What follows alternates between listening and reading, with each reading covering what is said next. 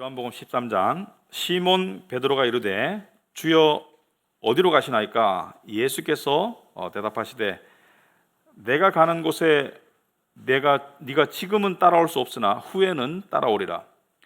베드로가 이르되 주여 내가 지금은 어찌하여 따라갈 수 없나이까? 주를 위하여 내 목숨을 버리겠나이다. 예수께서 대답하시되 네가 나를 위하여 내 목숨을 버리겠느냐? 내가 진실로 진실로 내게 이르노니 닭 울기 전에 네가 3번 나를 부인하리라. 마태복음 26장 말씀입니다. 베드로가 바깥들에 앉았더니 한 요종이 나와서 이르되 너도 갈릴리 사람 예수와 함께 있었도다 하거늘 베드로가 모든 사람 앞에서 부인하여 이르되 나는 네가 무슨 말을 하는지 알지 못하겠노라 하며 앞문까지 나아가니 다른 요종이 그를 보고 거기 있는 사람들에게 말하되 이 사람은 나사렛 예수와 함께 있었도다 하매 베드로가 맹세하고 또 부인하여 이르되 나는 그 사람을 알지 못하노라 하더라. 조금 후에 곁에 섰던 사람들이 나와서 베드로에게 이르되 너도 진실로 그 도당이라 네 말소리가 너를 표명한다 하거늘 그가 저주하며 맹세하여 이르되 나는 그 사람을 알지 못하노라 하니 곧 닭이 울더라. 이에 베드로가 예수의 말씀에 닭 울기 전에 네가 3번 나를 부인하리라 하심이 생각나서 밖에 나가서 심히 통곡하니라. 아멘. 기도하시겠습니다. 앉으시고. 하나님 아버지, 오늘 저희들 또 예배 자리로 불러주셨습니다.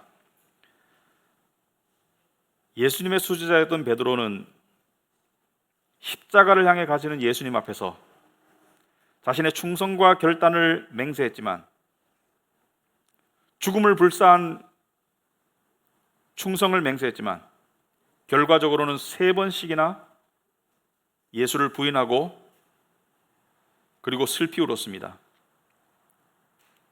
하지만 나중에 베드로는 예수를 위해서 죽었습니다. 오늘 본문을 통해서 저희들의 삶 가운데 우리 믿음의 실체를 볼 수 있는 지혜와 인간의 마음의 실체를 볼 수 있는 눈을 뜨게 하셔서 우리의 믿음이 그 있어야 할 차원 가운데 있을 수 있도록 우리가 매일매일 삶 속에서 자신의 부패한 마음과 속이는 마음과 그리고 믿음의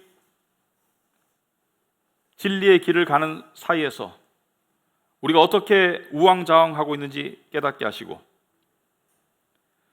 그리고 우리가 선택해야 될 우리가 바라보아야 할 진리의 길을 더욱 뚜렷이 바라볼 수 있도록 저희들의 눈을 뜨게 하옵소서. 오늘 이 자리에 모인 성도들이나 또 온라인상으로 예배드리는 모든 성도들 가운데 함께 하셔서 그들의 마음속에 진리의 말씀이 떨어져서 열매 맺을 수 있도록 주님 축복하여 주시옵소서. 예수님 이름으로 기도합나이다. 아멘. 오늘 말씀은 교회 다니는 사람들은 다 아시는 말씀이죠. 베드로가 예수님을 3번 부인했다. 지금 예수님께서 십자가에 가시기 전에 예수님을 3번 부인한 그 이야기입니다. 그런데 이 성경책이나 보면은 제목이 베드로의 부인 또는 베드로의 배반 이런 식으로 제목이 되어 있는데 사실은 이 배반의 스토리가 아니고 슬픈 이야기입니다. 여러분들이 이렇게 보시면은 진정한 배반은 배신당하는 사람이 모르는 상태에서 배신할 때 이게 진정한 배신인데 예수님은 이미 다 아셨어요. 너가 나를 3번 부인할 것이라고 이미 예언하셨습니다. 그러니까 이건 진정한 배신의 스토리가 아니고 오히려 베드로의 입장에서 바라봤을 때는 아주 슬픈 이야기다. 가슴이 아픈 이야기다. 왜? 울고 통곡할 만큼 가슴이 아픈 이야기다. 그래서 베드로와 우리와 이렇게 대비해서 살펴볼 수 있는 아주 실제적인 이야기입니다. 근데 한 가지 궁금한 게 베드로는 결단력의 사람이었고 충성의 사람이었고 실제로 예수를 위해서 죽음을 불사할 수 있는 그런 성격의 소유자였어요. 근데 역사 속에서 보면은 수많은 사람이 예수를 부인하면 살려줄게라는 그 유혹에 넘어가지 않고 예수를 부인하지 않고 감옥에 갇히고 재산을 몰수당하고 그리고 심지어 순교를 당했죠. 그렇다면 베드로는 역사 속에 있었던 순교자들보다 못한 사람이냐? 결단력이 그렇지 않습니다. 근데 왜 베드로는 오늘 예수님의 예언에 따라서 예수를 부인했는가? 그리고 나중에는 이 전에 내려오는 이 근거가 확실한 이야기 일설에 따르면은 베드로는 실제로 십자가에 못 박혀 죽었어요. 나중에는 예수를 믿는 믿음 때문에 순교를 했는데 십자가에 못 박혀 죽었거든요. 그리고 죽을 때 심지어 이렇게 말하고 죽었습니다. 나는 이 내 주님이 달린 영광스러운 십자가에 똑바로 매달려 죽을 수가 없으니까 나를 거꾸로 매달려 죽여달라 그래가지고 거꾸로 매달려 순교했거든요. 그러면은 오늘 본문에 나오는 3번씩이나 예수를 비겁하게 부인했던 베드로의 모습과 나중에 십자가에서 장렬히 거꾸로 매달려 죽었던 베드로의 모습 사이에는 엄청난 차이가 있고, 그리고 역사 속에 있었던 순교자들의 모습에 비해서 오늘 베드로의 모습은 현저히 떨어지지만 나중에 베드로의 모습은 순교자 중에서도 순교자의 모습을 갖추고 있는데 그 사이에 어떤 일이 있었는가를 아는 게 중요하고 그 사이에 있었던 일이 우리 삶에 어떻게 적용될 수 있는가를 우리가 이해하는 것이 중요합니다. 그래서 이야기를 자세히 하나 살펴보자. 자, 오늘 본문에 이 문맥은 예수께서 곧 잡히세요. 이제 가룟 유다가 배신해가지고 예수를 은 30냥에 팔아먹고 곧 잡히는데 오늘 본문 36절에 보면은 시몬 베드로가 이르되 주여 어디로 가시나이까? 왜 어디로 가시냐고 물었냐면 앞에 본문에 보면은 여러분 그 주보에는 이 성경 이 관련 구절로 적어놨는데 33절에 보시면은 예수께서 중간에 보시면은 내가 일찍이 유대인들에게 너희는 내가 가는 곳에 올 수 없다고 말한 것과 같이 지금 너에게 이르노라. 내가 지금 어딘가로 가는데 유대인들에게 일찍 말했듯이 너희는 따라올 수가 없다. 이때까지 3년 동안 너희가 나를 따라다녔지만 이제는 내가 혼자 갈 수밖에 없고 너희는 나를 따라올 수 없다라고 이야기하셨기 때문에 베드로가 어디로 가시기 때문에 우리가 따라올 수 없다고 말씀하시는 겁니까? 이렇게 묻는 거예요. 어디로 가시길래 우리는 어디로 가시는지 알죠, 그죠? 우리는 이야기를 아니까. 근데 이 당시에는 아직까지 모르는 거예요. 십자가를 모르는 상태에서 어디로 가시길래 우리는 따라갈 수 없다라고 말씀하십니까? 그러니까 예수께서 대답하시되 내가 가는 곳에 네가 지금은 따라올 수 없으나 후에는 따라올 것이다. 지금 따라올 수 없다라고 말씀하시거든요. 물론 베드로가 죄인을 위해서 십자가에서 죽을 수는 없습니다만은 이 문맥의 의미는 예수는 십자가에 왜 갔나요? 하나님을 향한 순종의 믿음 때문에 갔죠. 하나님의 뜻을 죽기를 불사하고 순종했기 때문에 십자가에 갔는데 베드로야 너는 나를 따라올 만큼의 충성이나 의리나 그런 믿음이 없다라고 이야기하는 거예요. 이 말씀을 하니까 베드로가 37절에 내가 지금은 어째 따라갈 수 없습니까? 따지는 거죠. 왜 나보고 따라갈 수 없다라고 말하는가? 주를 위하여 내 목숨을 버리겠나이다. 나는 목숨을 걸고 주를 따라갈 충성과 결단과 의리가 있는데 왜 저를 과소평가하십니까? 왜 저는 따라갈 수 없다라고 말합니까? 이 베드로를 향해서 지금 베드로가 거짓말하는 거예요? 만용을 부리는 거예요? 아닙니다. 인간적인 입장에서는 베드로는 지금 자기의 진심을 이야기하는 거예요. 저는 따라가겠습니다. 저는 죽겠습니다. 그러니까 주님, 대장님, 저는 주님이 가시는 길이라면은 불 속이라도 따라가겠습니다. 지금 진심을 이야기하는데 예수께서 대답하시되 네가 나를 위하여 네 목숨을 버리겠느냐? 내가 진실로 이러니 그렇게 안 되고 네가 닭이 울기 전에, 그러니까 오늘 밤이 끝나기 전에, 내일 아침이 오기 전에 나를 3번 부인할 것이다. 따라오기는커녕 나를 3번 부인한다는 것은 3번 배신할 것을 이야기하고 있어요. 완전히 대조된 얘기죠. 베드로는 아니 죽기를 불사하고 충성하고 따라가겠습니다. 예수는 아니 그게 아니고 네가 나를 3번 모른다고 할 거야. 닭이 울기 전에. 그러니까 짧은 시간 안에 한 번도 아니고 3번은 완전수죠. 완전히 배신의 마음을 가질 거야 이렇게. 그리고 우리 나머지 스토리를 마태복음 26장에 보면은 예수께서 가룟 유다에 의해서 배신당하시고 대제사장들이 보낸 군사들에 의해서 끌려서 대제사장에게 끌려가셨을 때 그 뒤를 숨어서 졸졸 따라가요. 그러니까 자기의 주인이 잡혀가니까 숨어서 어떻게 되나 졸졸 따라가가지고 관정 안으로 들어갔는데 화롯불 옆에서 사람들이 불 쬐면서 예수는 신문 받고 있고, 그러니까 높은 사람들은 거기에 가 있고 이 낮은 사람, 이 일반 사람들은 멀리서 지켜보는데 베드로도 지켜보고 있으니까 한 요정이 나와가지고 당신도 예수 한 패지 이렇게 말하는 거죠. 베드로가 아니, 좀 전에 죽기까지 충성한다고 그랬잖아요. 따라간다고 그랬잖아요. 근데 아니라고 얘기하거든요. 두 번째 여정이 와가지고 너도 그와 함께 다니던 한 패가 아니냐 이렇게 말합니다. 그러니까 그때는 맹세코 아니라고 그래요. 좀 더 그 부인의 강도가 높아지면 처음엔 아니라고 그러고, 그 다음에 맹세코 아니라고 그러고, 세 번째 또 다른 여러 사람들이 아니 지금 네 말투를 보니까 갈릴리, 지금 예루살렘인데 갈릴리 북쪽 사투리를 쓰고 있는데 우리말로 말하자면은 경상도나 전라도 말투를 쓰고 있는데 너도 예수랑 같이 다니던 무리잖아, 우리가 봤던 게 기억나 하니까 이때는 그냥 부인하는 게 아니고 저주와 맹세로 부인한다. 그러니까 이 성경에 기록이 안 되어 있어요. 너무 좀 심한 말이라 가지고 이렇게 했을 것 같습니다. 내가 예수라는 저 작자를 안다면은 하늘에서도 벼락이 떨어질 것이다. 그냥 부인이 아니고 욕하면서, 맹세하면서 욕하면서 부인하는 거예요. 그때 예수님의 예언 따라 닭이 웁니다. 그리고 베드로는 그 순간이 지나고 난 다음에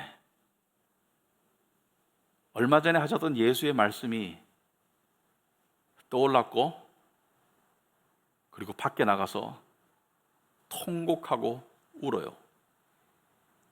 왜 울었을까? 자기도 몰랐던 자기 마음의 실체를 본 것입니다. 충성은 개뿔, 의리, 믿음, 사랑, 자기도 자기한테 속았다는 것을 깨달은 거예요. 여러분, 인간은요, 가족에게는 가능하지만 사람 사이에서는 충성과 의리가 지켜지려면 두 가지 조건이 성립해야 돼요. 첫째는 이득이 돼야 돼요. 기업체에서 임원들이 회사에 죽도록 새벽부터 밤까지 충성하는 것은 이득이 되기 때문이죠. 두 번째는 위협이 없어야 돼. 그러니까 충성과 의리를 지키면 위협이 따른다. 이 두 가지가 성립을 해야 됩니다. 여러분, 북한의 사람들이 왜 북한 지도자에게 충성을 할까요? 왜냐하면 충성하면 기득권증이 돼서 이득이 되니까, 그리고 충성 안 하면 죽으니까. 그러니까 이득과 위협 속에서 충성이 되는 것이지, 이제 예수는 별 볼 일 없습니다. 세상적으로 봤을 때 이미 잡혀가가지고 지금 보니까 나약한 모습, 이제 죽을 것 같아. 이득이 안 돼요. 그전에는 예수를 따라다니면서 한 자리 하겠지, 예수님이 왕이 되면 한 자리 하겠지, 또는 사람들이 줄줄 따라오니까 거기서 유명인 옆에 있으면서 같이 유명세를 누리고 예수의 말씀도 듣고 좋았죠. 진리의 말씀을 들을 땐 달콤하고 좋았죠. 그럴 때는 이득이 되니까 따라다녔는데 이제 이득이 될 일이 없어요. 왜? 보니까 지금 잡혀서 지금 죽게 생겼거든.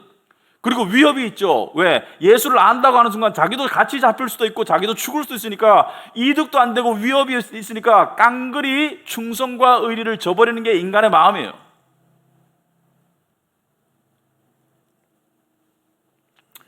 그래서 그 닭이 울고 난 다음에 자기 마음이 뭐 대단한 충성을 가지고 있는 줄 알았는데, 예수님을 향한 의리가 있는 줄 알았는데, 사랑이 있는 줄 알았는데, 그것이 이기적인 모습이었다는 것을 깨닫고, 그 마음의 실체를 깨닫고, 쉽게 말하자면 죄를 깨닫고, 그래서 운 겁니다. 여러분은 신앙생활을 뭘 바탕으로 하시나요?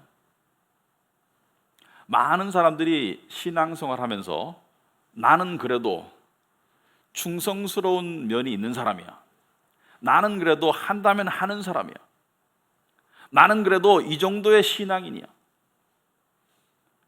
라고 생각하는 모습이 혹시 있다면 그 부분은 무너지게 되어 있습니다. 상황이 오면. 베드로도 무너졌고, 베드로는 대단한 충성과 인간적으로 보면 대단한 결단의 사람인데 무너졌어요. 왜 그렇습니까? 왜냐하면은 인간이 가장 쉽게 당하고 속고 당하는 대상은 바로 자기 마음이에요. 남이 아니고 자기 마음에 속습니다. 베드로도 자기 마음에 속았어요. 예레미야서 17장 9절에 보시면은 마음에 대해서 이렇게 표현하거든요. 만물이라는 것은 세상의 모든 것보다 거짓되고 심히 부패한 것은 마음이라. 누가 능히 이를 알리오마는 두 가지를 얘기했습니다. 세상에서 가장 거짓되고 가장 썩은 것이 인간의 마음인데, 두 번째는 누가 그것을 깨닫겠느냐. 우리는 우리의 마음이 대단한 줄 알아요. 우리의 마음의 어떤 그 생각과 결단을 상당히 비중을 두고 사는데, 그 마음이야말로 거짓되고 부패된다는 것을 누가 능히 알리오. 베드로가 이걸 깨달은 겁니다. 베드로는 자기가 그래도 제자들 중에서는 가장 좋은 마음을 가졌다고 생각했어요. 가장 충성스러운 마음, 가장 의리 있는 마음을 가졌다고 생각한 게, 이 모든 사람이 주를 배신할지라도 저는 배신 안 할 겁니다라고 얘기했잖아요. 이 모든 제자들이 주를 배신할지라도 나는 죽어도 주를 배신하지 않을 것이라고 얘기했는데, 다른 제자들은 사실은 부인 안 했어. 왜냐하면 부인할 상황이 안 됐는데 베드로는 3번 부인했거든요. 그 교만이, 자기 확신이 한꺼번에 무너져 내렸어요. 여러분, 신앙생활에 가장 큰 적은 자기 자신의 마음을 의지하는 겁니다. 자기 자신의 주관적인 성품, 마음, 나는 이런 사람이야, 그걸 의지하는 게 가장 신앙생활의 큰 위험입니다. 목회자들이 가장 위험한 것은 나는 목사야, 나는 부름받은 종이야, 그것이 가장 위험한 거예요. 그런데 베드로가 예수님의 말씀을 정말로 귀를 기울였다면 예수님께서는 베드로를 너는 나를 3번 부인할 거야, 그러므로 너는 소용없고 무가치라고 하지 않으시고, 예수님은 한 번 택한 양들을 절대로 포기하거나 버리지 않습니다. 뭐라고 그랬습니까? 지금은 따라올 수 없지만 나중에는 따라올 것이라고 말씀하셨거든요. 여기에 방점이 있습니다. 지금은 따라올 수 없지만 나중에는 따라올 것이라고 말씀하거든요. 그러면은 지금 베드로의 모습과 나중에 십자가에 거꾸로 매달려 죽은 베드로의 모습 사이에 뭔가 일이 있다는 얘기예요. 역사 속에서 수많은 순교자들 중에 하나인 베드로의 모습과 지금 예수를 3번 부인한 베드로의 모습 사이에는 뭔가 커다란 전환점이 있다는 것이죠. 그게 우리에게 핵심입니다. 그게 뭡니까? 바로 성령의 오심이죠. 성령께서 오셔서 말씀의 진리를 깨닫게 하시고, 성령의 역할입니다. 말씀의 진리를 깨닫게 하시고, 성령께서 베드로가 가지고 있는 인간적인 확신, 인간적인 결단, 인간적인 충성이 아니라 하늘로부터 주어진 믿음을 받았기 때문이죠. 믿음은 객관적인 겁니다. 믿음은 하나님이 주신 거예요. 우리가 하는 결단은 그 믿음을 향한 결단이어야 되지 내 스스로 믿음을 만들어내는 게 아닙니다. 하나님께서 말씀을 통해서 믿음을 주셨기 때문에, 그래서 인간이 가진 그런 생각이나 그런 믿음이 아니라, 인간이 만들어내는 주님을 향한 충성이나 의지가 아니라 하나님께서 성령을 통해서 주시는 그 믿음, 말씀을 통해서 주시는 그 믿음이 구원의 믿음이고, 그 믿음이 예수를 부인하지 않도록 하는 믿음이에요. 여러분, 가끔 그런 상상 해봅니까? 저는 가끔 해봐요. 만약에 우리가 공산화 돼가지고 잡혀가가지고 예수를 부인하면 살려주고 예수를 부인하지 않으면 너는 죽어, 이렇게 말할 경우에 내가 뭐라고 말할 것인가?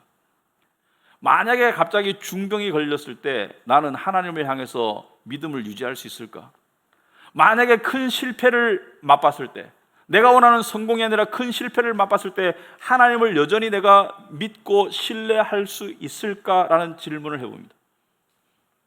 그 질문에 대한 답은 노도 되고 예스도 돼요.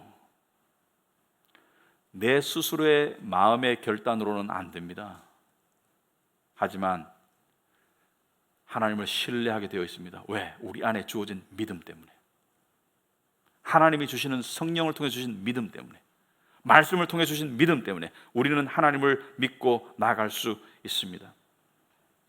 여러분, 요즘에 이 목회자들 사이에서는 한 가지 좀 공통적인 걱정이 있는가 봐요. 제가 이번 주에 그 전화를 받았습니다. 어떤 목사님이 전화를 하셔가지고 이게 대화하다가 이렇게 유 목사님은 걱정 안 되십니까? 그래서 제가 무슨 말씀이신가요? 지금 교회들이 예배를 제대로 못 드리는 지가 꽤 오래돼 가고 있는데 이제 앞으로 교인들이 교회를 다 찾아오겠습니까? 제가 아는 어떤 목사님은 큰 교회 청년부를 담당하는데 청년들 얼굴 못 본 지가 2달 됐는데 청년들이 그냥 세상에 살면서 좋으니까 교회 오겠습니까? 걱정이 되는 거예요. 충분히 이해가 되는 걱정이지만 하나님이 주신 객관적인 믿음을 받은 사람은 다 오게 되어 있습니다.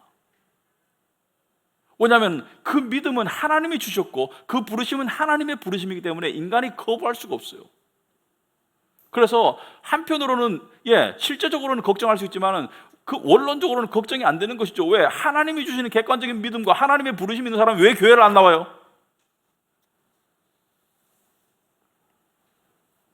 우리 스스로의 결단과 우리 스스로의 의지로 하는 신앙생활은 한계가 있어요. 여러분 그런 때 없습니까? 나는 이걸 결단할 거야. 나는 이제 이런 쪽으로 신앙생활 할 거야. 나는 삶을 바꿀 거야. 나는 죄를 끊을 거야. 그 인간의 의지와 결단이 얼마나 가던가요? 많이 실패해 봤죠. 많이 넘어져 봤죠. 차라리 그 시간에 말씀을 붙잡으세요. 왜냐하면 말이죠, 믿음은 하나님과 우리를 연결하는 끈이고 그 끈의 실체를 보여주고 강화시키는 것은 말씀이고 그 끈을 향한 나의 결단이 기도입니다. 그러니까 결단은 거기에 필요한 거예요. 내가 스스로 결단하는 것이 아니고 내가 말씀을 의지하겠노라고 결단하는 게 기도입니다.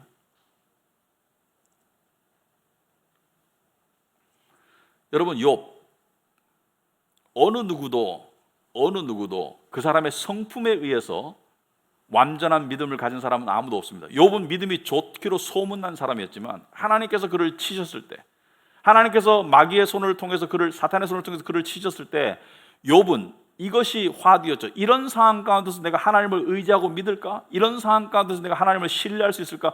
욥은 실패했었어요. 중간에 실패했었습니다. 왜 그러냐면은 자기의 자기의 결단, 자기의 충성, 자기의 믿음에 의지하던 마음에서는 실패했지만 나중에 하나님을 바라봤을 때, 하나님의 위대하심을 바라보고 하나님을 바라봤을 때 욥은 믿음을 회복했어요. 그래서 우리에게는 실패가 주어집니다. 우리에게는 환난이 주어지고요. 우리에게는 고난이 주어집니다. 왜? 그것을 통해서 믿음의 전환이 이루어지는 거죠. 여러분 어느 신앙인도, 어느 성숙한 신앙인도 100% 하나님이 주신 객관적인 믿음을 인식하고 거기에만 의지해 사는 사람은 없어요. 혼재해 있습니다. 우리의 마음은. 우리의 마음 속에는 객관적인 말씀을 통한 믿음도 있고 내 스스로의 마음의 결단이나 의지나 생각을 의지하는 그런 마음도 있고 혼재해 있는데 이것이 구별되고 이것이 하나님 주신 믿음으로 나아가기 위해서는 우리가 바닥을 치게 되어 있습니다.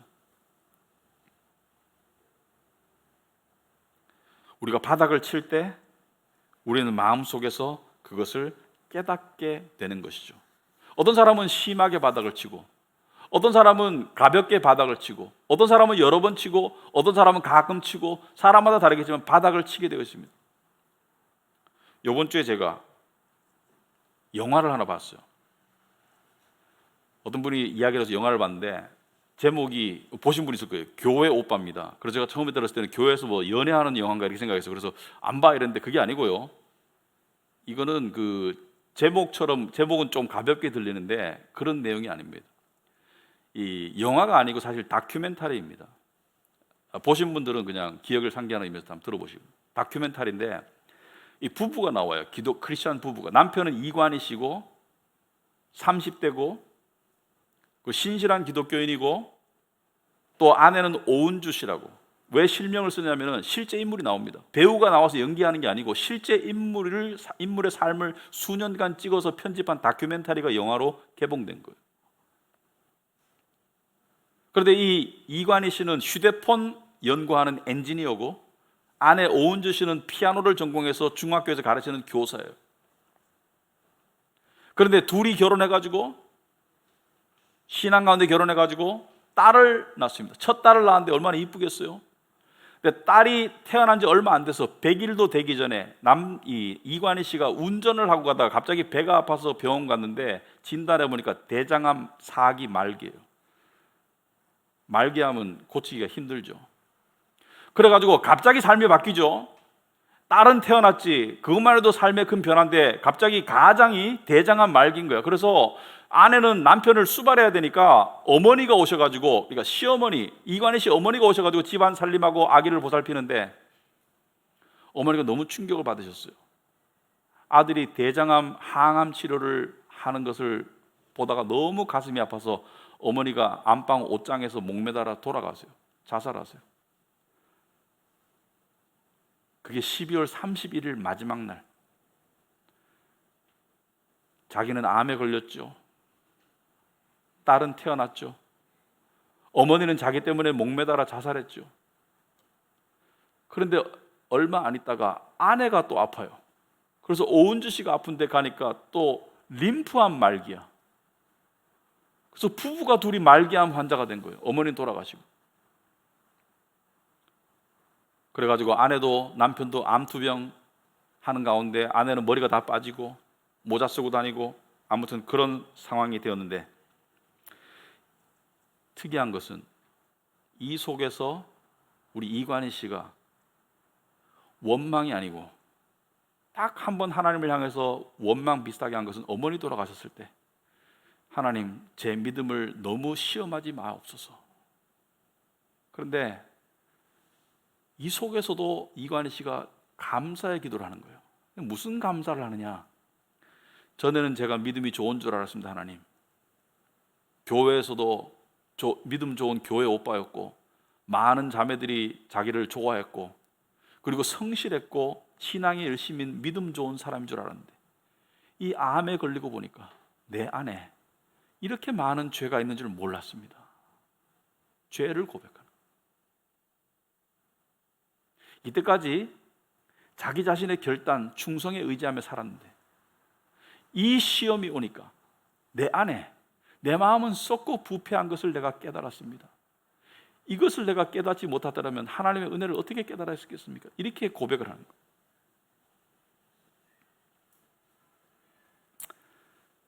아내는 다행히 항암 치료가 잘 되어서 회복이 되었습니다. 그런데 이관희 씨는 항암 치료를 하고 난 다음에 14개월 뒤에 암이 재발합니다. 제주도에 가서 요양도 하고 그런데도 암이 재발했어요. 그때 이렇게 기도합니다. 내 안에 나는 죽고 오직 예수님만 사는 삶이 무엇인지 이제 깨닫게 되었습니다. 제가 건강하고 아무런 문제가 없이 살아갔다면 이런 깊은 영적인 비밀을 알 수 없었을 것입니다. 이 사람이 하는 말이, 나는 공대생이라서 플러스 마이너스를 따지는데 제 인생은 항상 플러스입니다. 암에 걸렸다고 마이너스가 아니고 암에 걸렸기 때문에 저는 깊은 영적인 비밀을 깨달았고, 그리고 하나님 저를 조금만 더 살게 해주신다면 제가 온전히 살아보고 싶다라고 고백합니다. 저는 참 공감이 됩니다. 온전히 못 살고 있다는 마음의 자책이 우리를 짓누를 때가 많습니다. 주님 앞에 내가 온전히 살고 있지 못한 모습을 우리가 인식하고 있기 때문에. 근데 이관희 씨가 이제 주님 안에서 내가 온전히 살고 싶습니다. 투병 가운데 많은 사람들이 와서 기도해 줬어요. 특별히 목사님들이 와서 기도해 줍니다. 근데 많은 분들이 기도하는데 이관희 씨에게 물어봤어요. 그 다큐멘터리 제작하는 사람이, 어떤 기도가 가장 위로가 되셨습니까? 이분이 하시는 말씀이, 많은 분들이 제 병 낫기를 위해서 기도해 주셨습니다. 심지어 하나님께서 분명히 고쳐주실 것이라고 기도해 주셨습니다. 하지만 저에게 가장 위로가 된 기도는 이관희 씨의 죄를 위해서 예수 그리스도께서 십자가에 죽으셔서 하나님께서 이관희 씨를 구원해 주셨다는 그 복음을 들었을 때 가장 위로가 되었다고 이야기합니다. 그렇게 투병을 하다가 2018년 9월 달 만 40세의 나이로 자기 생일날 운명을 다합니다. 그런데 한 가지 특이한 점은 암이나 모든 병이 마지막이 되면 그 고통이 너무 심하기 때문에 병원에서 몰핀을 놔줘요. 몰핀을 놔야지 그 고통을 견딜 수가 있는. 근데 이관희 씨가 몰핀 주사를 거부했어요. 왜냐하면 몰핀을 맞으면 정신이 몽롱한데, 내가 믿음의 싸움을 끝까지 싸우기 위해서는 하나님의 말씀을 읽어야 되는데, 몰핀을 맞으면 말씀을 읽고 말씀을 묵상할 수 있는 정신이 안 되기 때문에, 몽롱해지기 때문에 나는 몰핀 안 맞고 말씀 보고 믿음의 삶을 끝까지 싸움을 싸우겠다고. 그 사람이 누워있는 병실 천장에 자기가 좋아하는 말씀을 적어놨어요. 왜? 성경책에 펼 힘이 없으니까 그냥 눈만 껌뻑껌뻑거리면서 말씀을 의지하는 그 모습, 그것이 우리에게 필요한 신앙의 모습입니다. 자기 생각, 자기 충성, 자기 결단이 아니고 말씀을 끝까지 붙잡는 그 모습.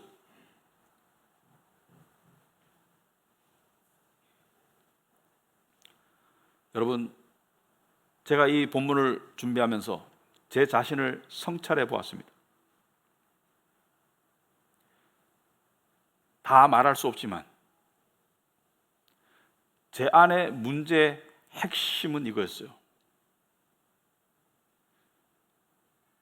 예수님의 다시 오심을 진심으로 기다리는 마음이 내 안에 너무 부족하다는 것을 깨달았습니다. 그게 저는 신앙의 정수라고 생각합니다.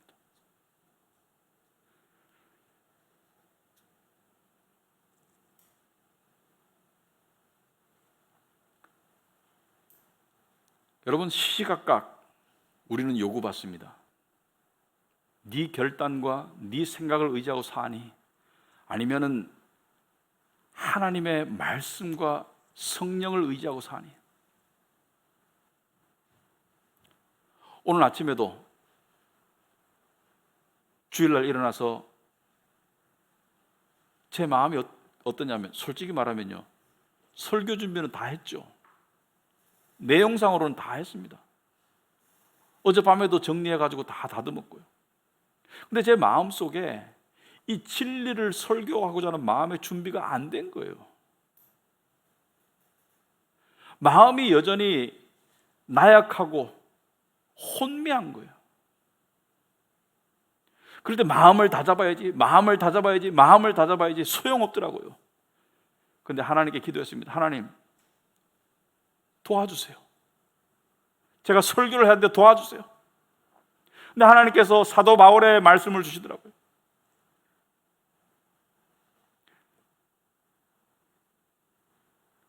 내가 말하고 설교함이 설득력 있는 인간의 지혜의 말이 아니고 다만 성령의 나타나심과 능력으로 한다는 말씀을 주셨어요. 그래서 제가 기도했습니다. 하나님, 제 언변이 아니고 성령의 능력으로 설교할 수 있도록 해주세요. 성령의 능력을 의지할 수 있도록 해주세요. 여러분도 설교자는 아니지만 여러분의 삶 가운데 마음이 무너질 때 있죠. 앞으로 닥친 삶을 감당하지 못할 때가 있죠. 그럴 때 여러분의 결단이 아니고 하나님께 저는 할 수 없습니다마는, 저는 나약합니다마는 하나님 도와주세요라고 기도하시면 하나님께서 말씀을 통해서 능력을 공급하실 겁니다.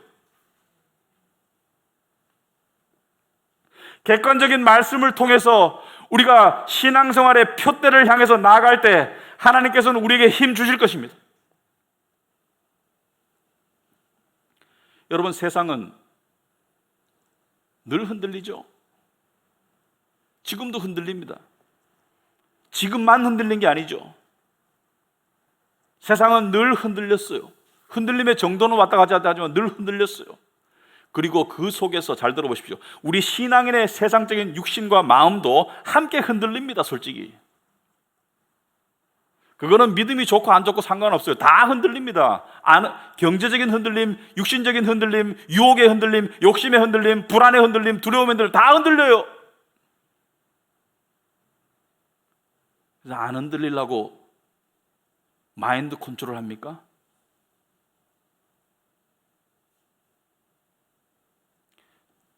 우리에게는 안 흔들릴 수 있는 길이 있잖아요. 바로 영원히 요동치 아니하시는 하나님이 있잖아요. 그 하나님과 우리를 연결하는 끈이 믿음이잖아요. 그 믿음의 실체가 되고 믿음을 강화하는 게 말씀이잖아요.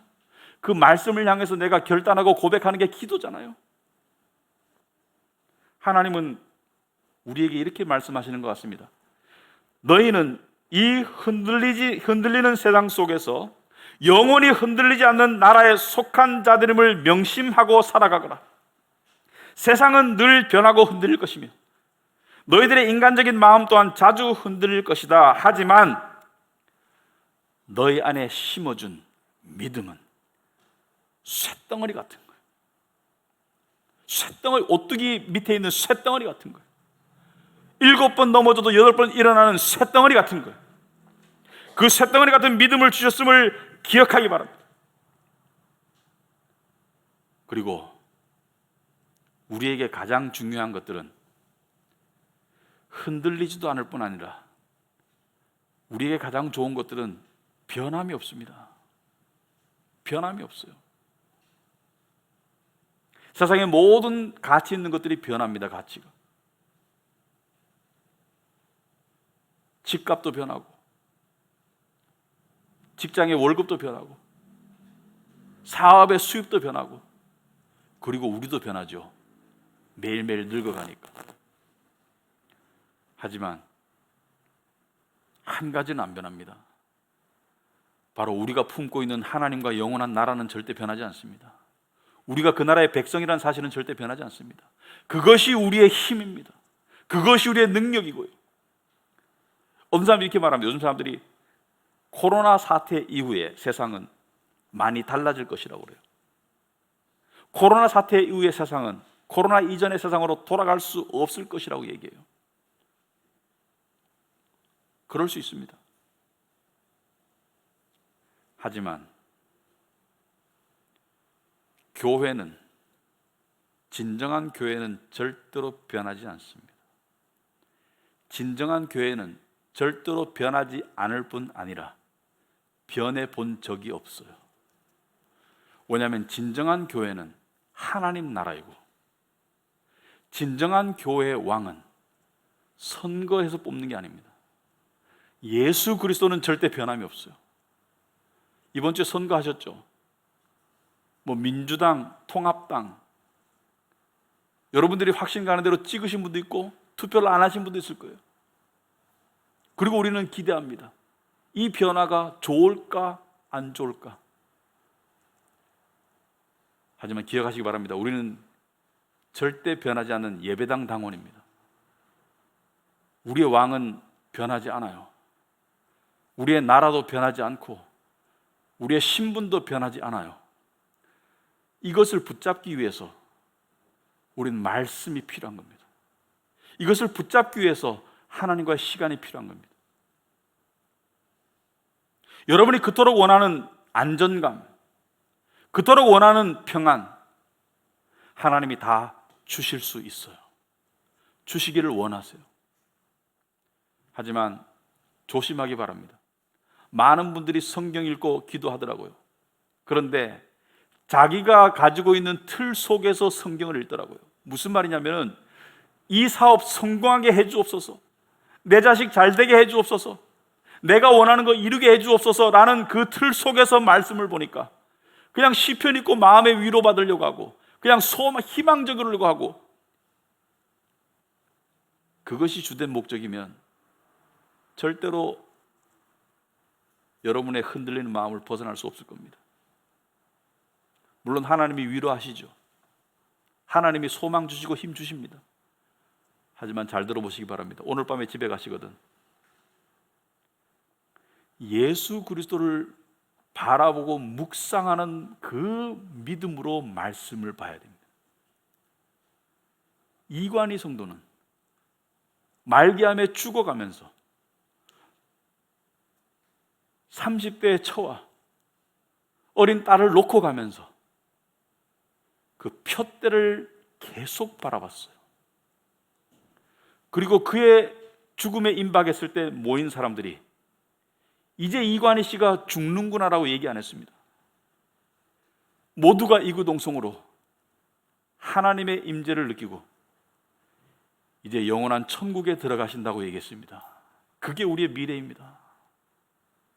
그게 우리예요. 그것을 볼 수 있고 그것을 느낄 수 있고 그것 때문에 감사할 수 있을 때까지 회개하고 말씀 보시기 바랍니다. 우리 안에는 많은 회개가 필요하고, 그리고 회개 없는 믿음은 주어질 수 없습니다.